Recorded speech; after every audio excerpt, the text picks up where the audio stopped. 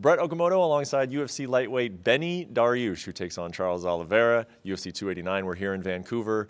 And first thing I got to say, watching Embedded, and maybe this is because I'm the father of a 2-year-old myself, first thing you do when you bring the 2-year-old to Vancouver, you go and find the closest park, right? You got to take the kid to the park in Vancouver when you land. We have gone to Stanley, I believe, right? Stanley Park. It's amazing. It's beautiful. Alva loves it. We've seen squirrels. There was a raccoon that came right up to us, and I was a little worried, I'm not going to lie. But I realized people probably feed that raccoon all the time, so it was super friendly.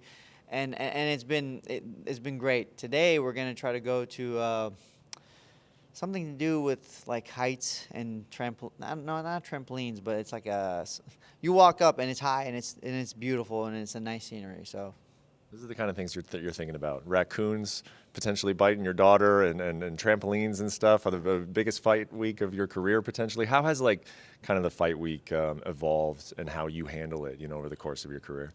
For me, it's sad, but the sad thing is I can't stop thinking about the fight. Right now, I just had my second daughter. She's 10 weeks, right? And I hold her, I do things with her, but all the time the fight's playing in my mind. I spend time with Alva, take her to the park, I do this, I do that. The fight's playing in the back of my mind.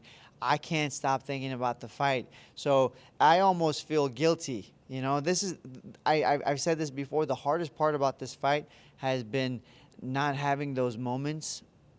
I mean, I have those moments, but not having those moments the way I would want, where there's nothing else, and it's just that moment, that time with them. So that's been the hardest part about this camp.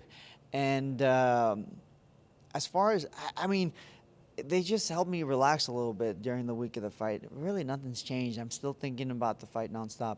How do you, I guess, make the decision? Because you see different fighters handle that in different ways, where they'll literally kind of move away from their family because they want that separation. You're trying to kind of do both at the same time. How did you decide that, that's what's going to work best for me, is I'm going to try to handle both and not kind of categorize them differently?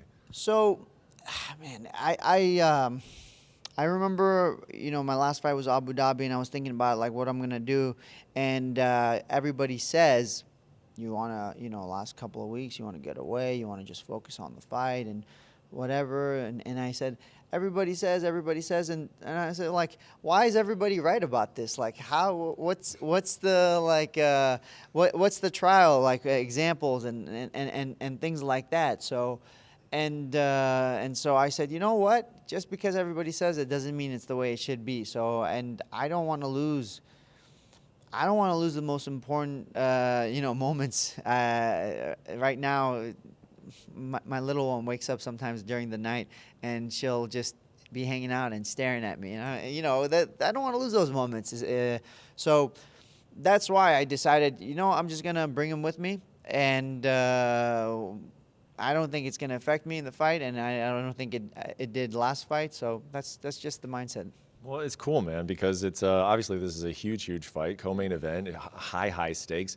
And I do see a lot of the talk out there is around your family, because that's what Embedded is showing. And but getting to the fight, obviously, itself, I was curious if maybe, does this one feel almost kind of a little bit like a title fight? Just because in my mind, it's like, you got all these top 155ers, and at any given night, all of you guys are capable of beating the other. And so it's just like, because this guy, 11-fight win streak, he's held the belt. If had this fight happened, 7-8 months ago, this would be for a championship. So in your mind, you hear that from some guys sometimes, like, this is my title fight. Does it feel like that for you? Kind of, yeah. But Gamrot, I think, is an example of that as well. When I saw him fight Arman, and I remember, I think I text you. I don't remember. I think I text you saying how stoked I was on that fight. I want to fight these guys, right? That fight felt. For me, it felt big. I know other people may not think so, but for me, the fight felt very big. And so that was a huge fight. And now I have Charles, and it feels like a huge fight. Like you said, man, these all feel like I'm fighting for the belt. There's something special about these fights for me. So I'm grateful for the opportunity. It's been a long camp. I don't want to wait any longer, so I can't wait till Saturday. But yeah, I'm grateful for the opportunity, and there's definitely something special about these. At the end of the day, I guess it doesn't matter, because we'll find out on Saturday. But there's been a lot of talk, obviously, because of the run that he was on, and now he's off of it. And I guess, like, this is for us on the outside. You've mentioned it a little bit, though. It's just like, where's his mindset at? Is he still as hungry as he once was, and everything else? Like, he has said things like, once you lose the belt, everything changes. I'm waking up early. I'm staying up late. Like, at the end of the day, what kind of mindset do you believe that he is in coming into this fight? So I was, tossing this in my head a lot, thinking, oh, he could be this way, he could be that way. But then I thought to myself, if I say, let's say he's, not as prepared and he's not mentally as strong, and I go in there and, I think he's not durable and he's more durable than I thought, what's going to happen to me? Or I want to make sure I'm just prepared for the best version of Charles. And the best version of Charles is a very offensive Charles as usual, but also defensively more aware. Something I'm like, if I was his coach, like, what would I add to him? So that's the Charles I'm trying to prepare for. Because if I start playing these games in my head, then I get caught up in the game, and then all of a sudden I fall into the same trap because I think Charles isn't going to show up, because I think Charles isn't going to be the same guy, because I think he's he's lost his motivation. I fall into the same trap. I become the same person as him, and I'm not as motivated, and then all of a sudden the tables turn. So I'm not playing that game. I'm preparing for the best Charles, and the best Charles will meet the best me, and I will be victorious.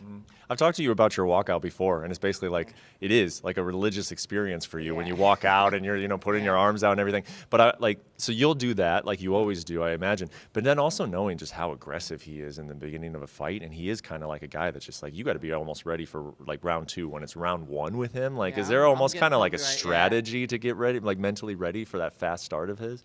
For the fast start, I think I can mitigate that stuff, no problem.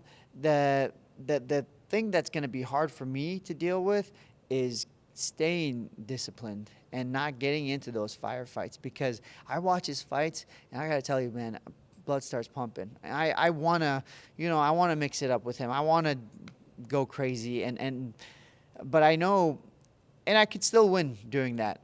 But I know I reduce my chances of winning. So I know if I stay disciplined, my chances are much higher of winning. So,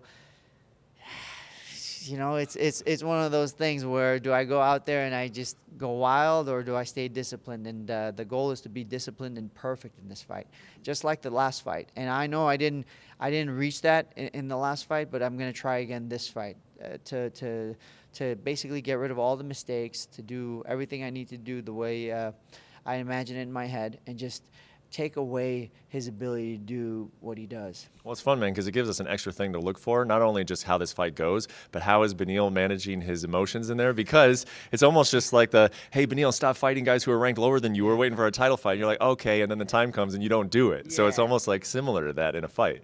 Well, I mean, how long can a man wait? Right? Like, look how much gray hairs I have. Last thing you guys want is me to step in there and I look like I'm 55 with a full head of gray hair, and then the people will be like, "What's the UFC doing putting this old man in here?" So I haven't been that active lately. So that's one of the reasons why I fought these guys that are ranked lower than me, and I just really enjoy fighting. So I want to be in there, and I don't care what the number next to your name is. I want to fight the best guys in the world, and this is another opportunity to do that. So pretty stoked on this fight, man.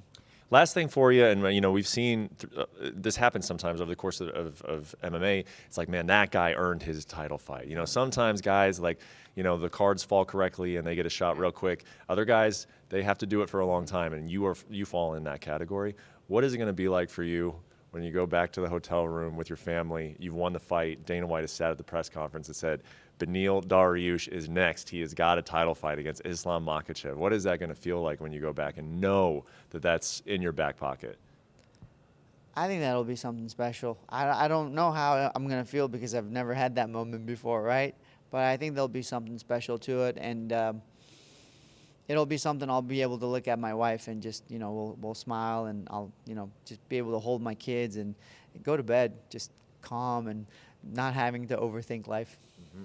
Well, I know you wanted this fight in May. It's June, but I'm happy that it's happening here, because it's a great addition to the UFC 289. Thanks for the time, man, and best of luck, Beneil.